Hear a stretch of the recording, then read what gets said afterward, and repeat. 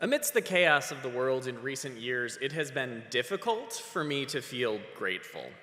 I have a roof over my head, a reliable vehicle, a good relationship with a man I care deeply for, and though I recently lost my job, I still benefit from a social safety net. I am arguably doing better than I ever have by most measures. Inside me, though, I feel a rage and a sadness. Two emotions strapped together, pulling away and jolting towards each other. The world seems to mirror the feelings inside me, making it difficult to notice the good things. As fall gives way to winter, though it is harder to tell the difference between those things here in San Francisco than it was back home in Minnesota, humans seem to be called to reflect on gratitude.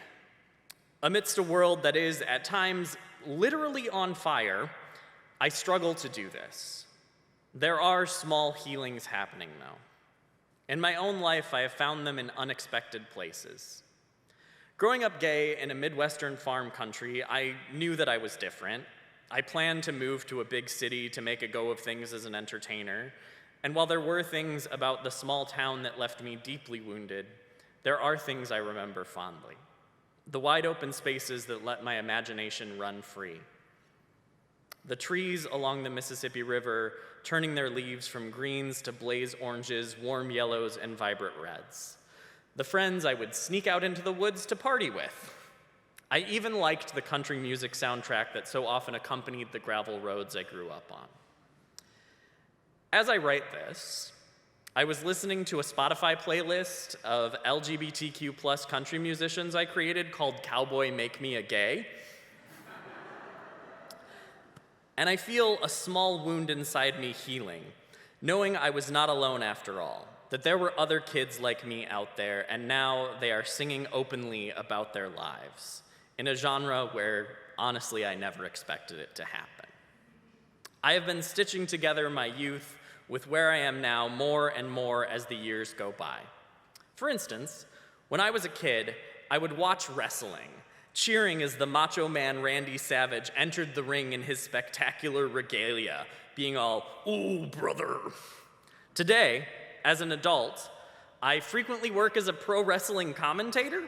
My first in-person gig outside the Bay Area after the lockdown in 2020 happened as the world began to open a bit more in 2021 in Las Vegas, Nevada, which was a drastic change of pace.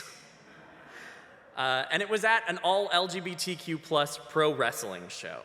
This healed something inside me as well, proving that in an athletic spectacle that praised being a macho man, albeit one with a lot of sequins, there was a place for people like me. These spaces exist because we make them, because people put in the work to stitch together the world that they want. The poet Andrea Gibson writes in their poem, Yellowbird, Picasso said he'd paint with his own wet tongue on the dusty floor of a jail cell if he had to. We have to create. It is the only thing louder than destruction. It is the only chance the bars are gonna break. Our hands full of color reaching towards the sky, a brushstroke in the dark. It is not too late.